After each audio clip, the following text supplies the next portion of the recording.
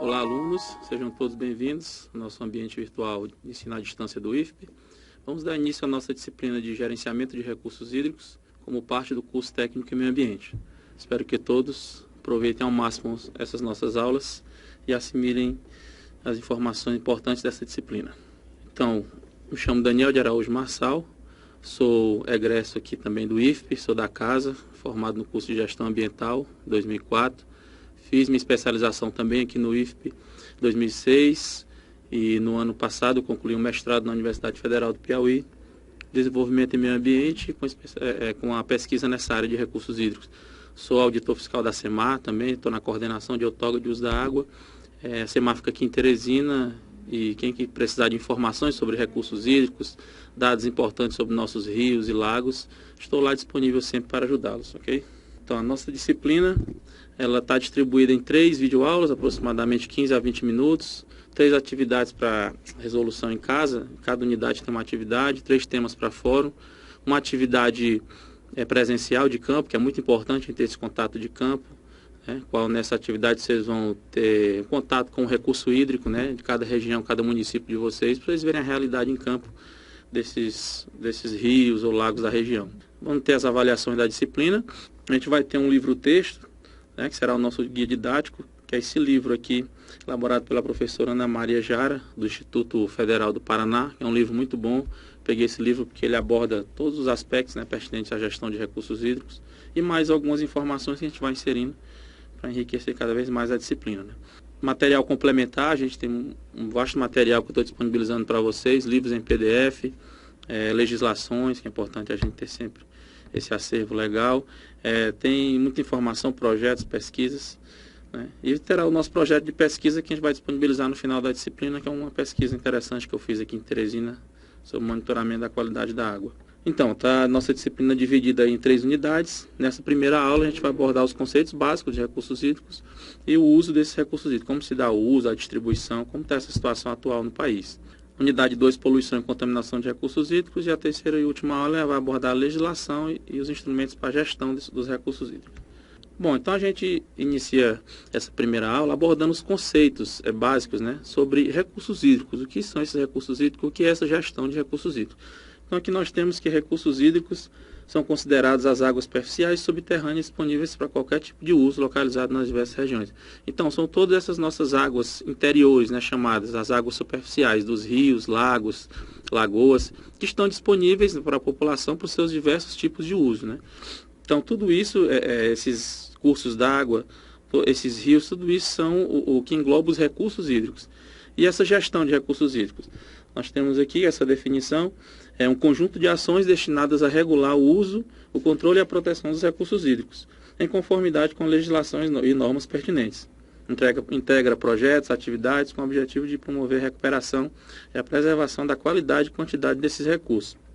Então, como nós temos esses recursos hídricos, como foi falado no conceito inicial, disponível para o uso, é importante, é essencial que seja feita uma gestão adequada para se garantir sempre uma quantidade, uma qualidade adequada desses recursos, para que não se tenha um descontrole nesse uso e futuramente esses recursos estejam escassos, não estejam disponíveis para as futuras gerações. Então esse gerenciamento através de ações de regulação, controle, execução de projetos, para se garantir, se preservar essa qualidade e quantidade das águas, é de fundamental importância. Então, esses são os conceitos básicos que a gente tem que ter em mente, recursos hídricos e essa gestão adequada desses recursos.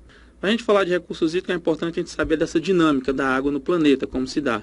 Então, nós temos o conceito aqui do ciclo da água, que é o ciclo hidrológico, que ele é um conceito até bastante abordado no ensino médio, acredito que seja de conhecimento da maioria aqui, em qual essa água está sempre em recirculação no planeta, e esse ciclo se dá através de 2 ciclos, que é o considerado pequeno ciclo, que envolve apenas a água circulando na atmosfera, na superfície, e o ciclo maior, que engloba os animais e os vegetais. Como vocês veem aqui no slide, eu deixei aqui 2 links que estão disponíveis para consulta de vídeos no YouTube. Lá tem esses 2 vídeos bem didáticos, bem explicativos sobre o ciclo da água e o ciclo dos animais e dos vegetais.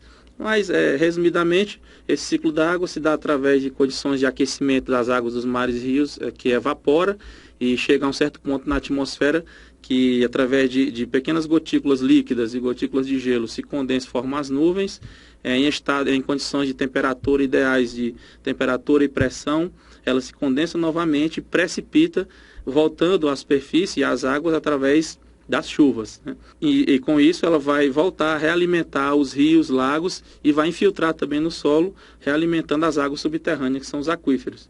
E os animais vegetais também entram nesse ciclo a partir do momento que o animal, no caso, está ingerindo, né, bebendo essa água, e essa água ele vai expelir, né, vai ser retirada do corpo dele através dos excrementos, né, das fezes e urinas.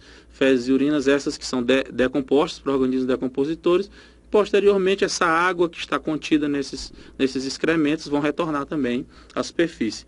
E com os vegetais, esse retorno da água se dá através da transpiração das plantas e da fotossíntese. Então, esses organismos vivos, animais e vegetais, também participam desse ciclo, formando um grande ciclo hidrológico. Então, nós temos aqui que o ciclo hidrológico, conceito do professor Tundiz, um especialista estudioso na área, é o principal unificador de todos os processos referentes à água do planeta. Então, toda essa dinâmica da água, essa recirculação e unificação das águas se dá através do ciclo hidrológico. Aqui nós temos os componentes do ciclo, né? Como eu já falei, esse ciclo se dá através da evapotranspiração, né? Que é o transporte dessa água em forma de vapor para a atmosfera. Precipitação, que ele chega no ponto que se condensa e retorna através das chuvas. Infiltração, quando ela volta para a superfície, ela infiltra nas camadas mais subsuperficiais do solo, não atingindo as partes mais profundas, mas também alimentando esse solo, voltando a água. E a percolação, que é um percurso dela mais profundo no subsolo, alimentando as águas subterrâneas, os lençóis freáticos. E essa drenagem também que se dá através de escoamento superficial. De acordo com a topografia natural do terreno, essa água vai escoando para as partes mais baixas, realimentando os rios e mares. Bom, visto essa dinâmica da circulação das águas no planeta, vamos falar agora da distribuição dessa água, como se dá. Acredito também que seja de conhecimento de todos aqui que a maioria das águas disponíveis no planeta são águas salgadas, né? 97,5%. Então, só a pequena parcela restante, 2,5%, é que nós temos a água doce, né? Disponível com padrões mais aceitáveis para o consumo humano. Só que desses 2,5%, apenas 0,06% são águas disponíveis mesmo de acesso mais fácil para o homem, né? Que são as águas dos rios e lagos, porque 0,5% são águas subterrâneas no subsolo, que é um processo mais complexo para se extrair, 1,9% são geleiras e 0,1% da atmosfera. Então, uma pequena parcela ainda dessas águas estão nos nossos rios e lagos. Às vezes, visualmente, assim, a gente não percebe, mas dentre toda a água disponível no planeta, só essa pequena parcela está disponível. Por isso a importância de preservá-lo e mantê-lo em quantidades adequadas. E essa distribuição também não é homogênea, né? Você vê que tem locais que têm uma baixa disponibilidade de água, já outros que têm uma grande concentração de água. É importante a gente entender também que, além dessa parcela de água doce ser pequena, né, ser um percentual muito baixo, como a gente está vendo aqui, pode perceber aqui no slide, né, nesses gráficos aqui, essa pequena parcela da água doce, ela está poluída, né, infelizmente contaminada, devido às atividades de lançamento de esgotos brutos, lançamentos de efluentes industriais, e essa poluição torna essa pequena parcela, né, imprópria para o consumo. Já uma parte dessa parcela que é pequena vai se tornar também imprópria para esse consumo, né? Então, daí a gente pode indagar e se questionar o porquê, tendo em vista que essa água está sempre recirculando, ela não acaba, né? Ela está sempre em recirculação, por que essa água se torna escassa? Bom, é simples, porque uma parte dessa água já está imprópria para o consumo, né? Então, essas ações para evitar poluição e degradação são de extrema importância, tendo em vista esse percentual já limitado da água que nós temos no planeta. Aqui a gente aborda aspectos referentes ao consumo per capita da água, né? Ou seja, quanto que cada pessoa consome de água por dia, a média. A Organização Mundial de Saúde, ela define que a quantidade aceitável de água para um ser humano passar um dia são 120 litros por habitante, né? Só que por questões econômicas, de desenvolvimento, esse consumo per capita ele não é homogêneo, não é distribuído de forma igualitária entre os diversos continentes e países, né? Principalmente na África, como nós podemos ver, esse consumo de água por pessoa é muito baixo, é até difícil de se imaginar, totalmente fora do aceitável esse consumo por pessoa. Na Gâmbia, 4,5 litros, né? Como é que se pode imaginar viver 4 litros de água por dia? Somália, Mali, 8 litros. Já nos Estados Unidos, a gente vê o absurdo, a disparidade grande que é o consumo por pessoa. Chega até 500 litros de água, já é considerado um desperdício, né? Um alto desperdício. Na Inglaterra, 200 litros. Então, a gente considera esse desperdício porque realmente o que já se foi estudado de quantidade média por pessoa são 120 litros que dá para atender perfeitamente as necessidades de tomar banho, higienização, consumo, água para beber, para os alimentos. E é esse valor de 120 litros que nós utilizamos aqui no Brasil e no Piauí, né? A gente considera esse valor para a gente fazer esse controle do uso da água. Aqui temos a distribuição da água doce no Brasil e no mundo. A gente pode perceber nesses dois gráficos que a nível mundial a maior quantidade de água está concentrada nas Américas, principalmente na América do Sul, e no Brasil, na região norte. Isto porque a maior quantidade de água está concentrada na região amazônica, né? A gente tem os maiores rios. O Rio Amazonas é o rio com maior disponibilidade hídrica, com maior volume no mundo. Então, a gente vê que essa distribuição também não é igual, não é homogênea no país, né? Porque, tendo em vista que no Nordeste, nós temos apenas 3% de água disponível, sendo uma população, né? Uma quantidade média de população bem maior que na região norte. Então, por isso, esses problemas de seca, né? De escassez de água no semiárido do Nordeste. Nós temos as divisões dos tipos de água de acordo com a sua qualidade, né? Diversos autores chegaram a essas divisões. Primeiramente, temos a água potável, que é a água considerada, que pode ser consumida sem risco, considerada dentro dos padrões de consumo, né? As suas características físico-químicas permitem que seja ingerida essa água pelo homem para ser bebida sem trazer riscos à saúde. Água doce são as águas disponíveis nos rios, lagos, que possuem uma quantidade de sais bem inferior à água do mar. Assim, é uma água também considerada aceitável para o consumo, só que após um tratamento adequado. Não é água legitimamente potável, mas com um tratamento até simplificado ela pode ser consumida. A água salgada, né, que é a maior parte da água do planeta, como eu já falei, são as águas do mar, que possuem uma grande quantidade de sais, cloreto de sódio, que é conhecido como sal de cozinha, e ela é imprópria para o consumo, para qualquer tipo de uso, direto pelo homem. Águas salobras são as águas que contêm grandes quantidades de substâncias dissolvidas, e isso lhe confere um mau sabor e um aspecto turvo. Essas águas elas possuem uma quantidade, um teor de sais acima dos padrões aceitáveis, e o seu consumo também não é adequado, não é permitido. Para se consumir, ela passa por um tratamento chamado de dessalinização, que esse tratamento é até utilizado aqui no Nordeste, próximo aqui no estado do Ceará, porque ela tem a ocorrência de muitas águas salobras, né? E como tem essa escassez de água, se utiliza essa técnica de retirada do sal. As águas destiladas são as águas produzidas em laboratório, são compostas exclusivamente por hidrogênio e oxigênio, considerada água ultra pura também, né, que é a água que ela está dentro dos padrões de características físicas e químicas, condutividade ideal, pH ideal, e essa água é utilizada nas reações químicas, né, por ela ter essas características puras, né, exclusivamente produzida para esses tipos de uso. As águas minerais são as águas que ocorrem no subsolo ou também nas nascentes, surgem nas nascentes, que durante seu percurso, né, no subsolo ela vai incorporando diversos sais minerais na sua composição e normalmente adquire cheiros, cores e gostos característicos que permite classificá-la em vários tipos. É conferida até propriedades terapêuticas, é uma água altamente aceitável e recomendável para o consumo humano devido a esses sais serem benéficos para a saúde. É uma água que não precisa passar por um tratamento como a água doce, né, por exemplo. Ela é uma água que já vem dentro dos padrões. Aqui nós temos a parte mais negativa das águas. São as águas poluídas, que apresentam alterações em suas características físicas, tais como cheiro, turbidez, características físicas, químicas e biológicas. E as águas contaminadas são as águas que contêm agentes patogênicos, ou seja, agentes nocivos para a saúde humana, como bactérias, substâncias tóxicas, coliformes fecais, que sendo consumida ela vem a trazer diversas doenças graves ao ser humano.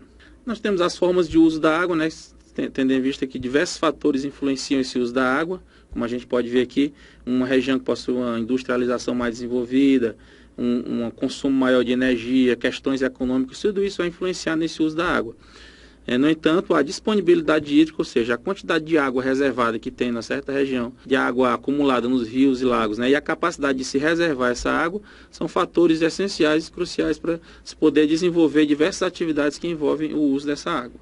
Então, regiões onde você tem uma maior disponibilidade, uma maior quantidade de água disponível, proporciona um desenvolvimento maior. Nós temos as diversas formas de uso da água também. A água pode ser utilizada para abastecimento público, é considerado o uso mais nobre, subdividido em uso doméstico, e uso público. Então isso é o uso prioritário da água, o uso doméstico para consumo humano, para você beber, preparar os alimentos, e o uso público em escolas, hospitais, uso industrial, né, nas diversas atividades industriais, matéria-prima, produção de remédios, etc. Uso comercial, uso agrícola e pecuário na irrigação, produção de alimentos, na recreação, uso recreacional, geração de energia através das hidrelétricas e no saneamento, através da diluição e tratamento de efluentes. Nessa distribuição do uso, do tipo de uso da água no mundo e no Brasil, a gente pode perceber nos gráficos que o maior uso dessa água, tanto no Brasil quanto a nível mundial, é para a irrigação, né?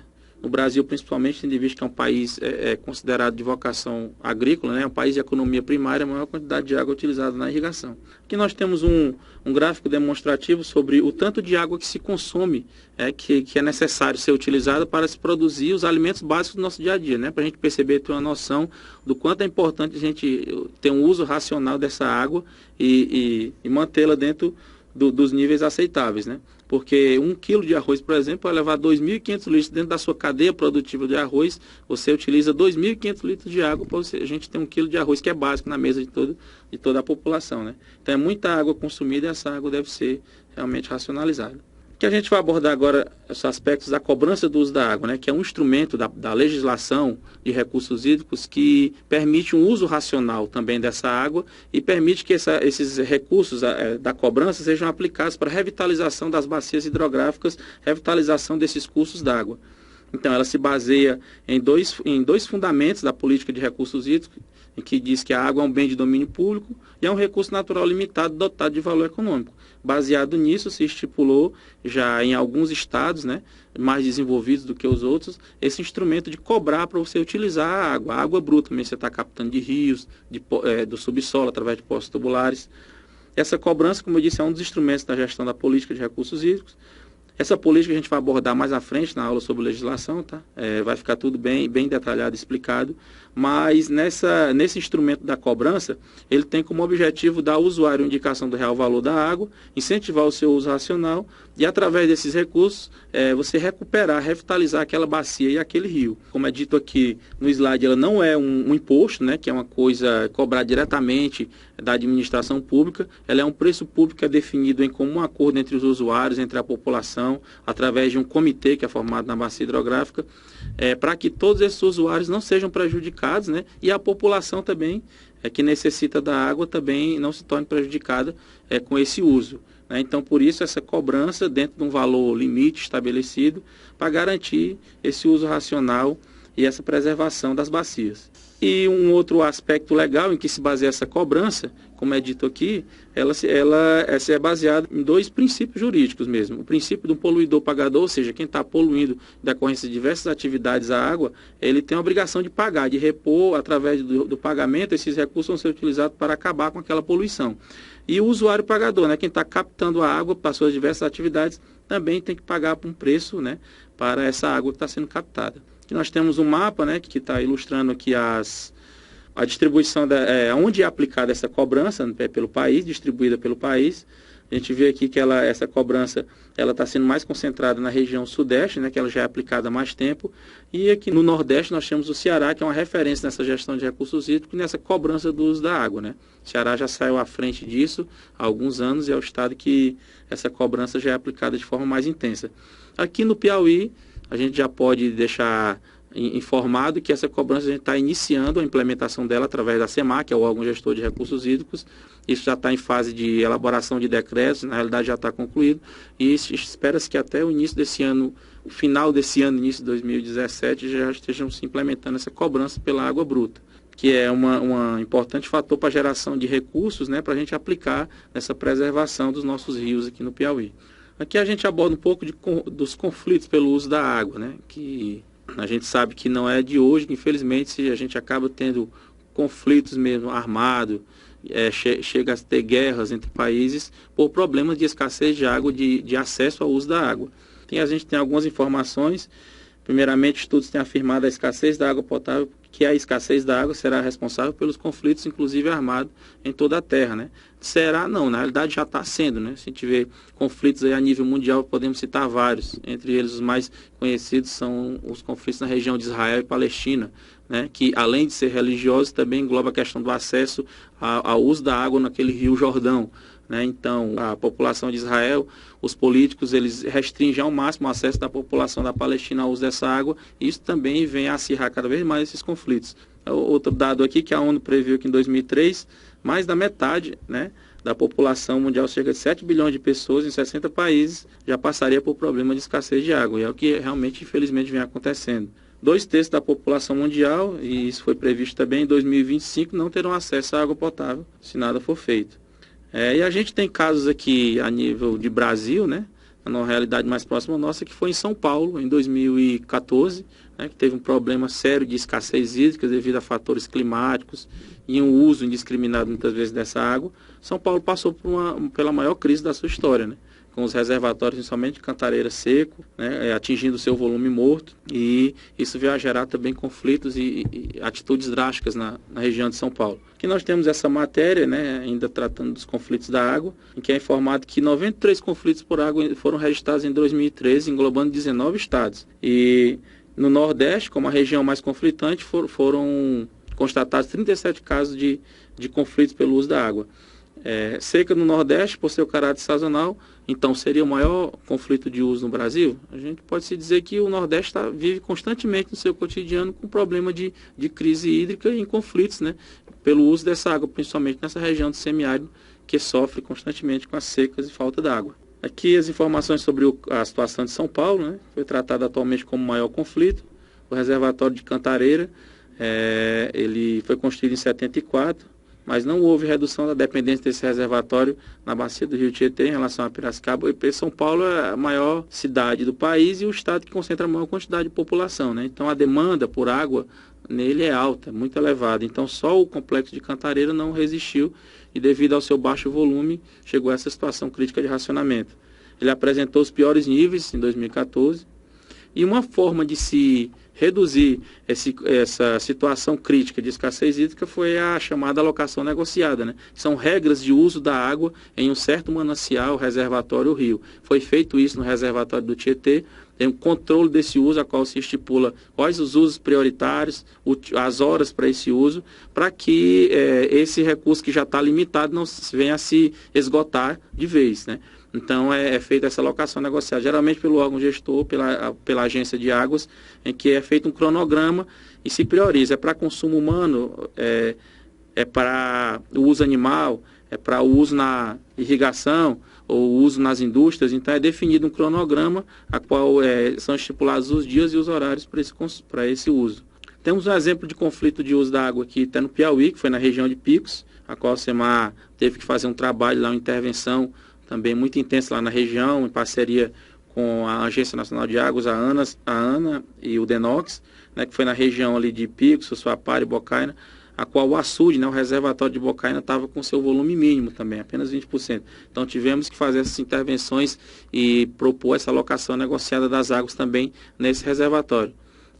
Devido a um uso indiscriminado e muito intenso e um volume baixo, já estava chegando a situação de conflitos, muitas denúncias feitas junto ao órgão gestor de recursos hídricos. Então nós fizemos esse trabalho lá de intervenção nessa região.